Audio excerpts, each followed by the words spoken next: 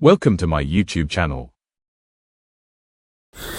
Here is a mindset changing video. A truth that sounds like a lie. Why availability reduces value. What is always available is rarely appreciated. When something has no limits, the mind stops valuing it. Constant availability signals that access is easy, and easy things are often taken for granted. Value grows where boundaries exist. Scarcity creates attention, limits create respect.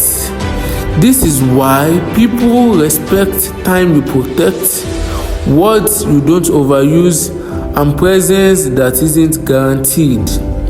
Availability isn't kindness, it is access. And access without boundaries reduces value. That's 1 minute. See you tomorrow.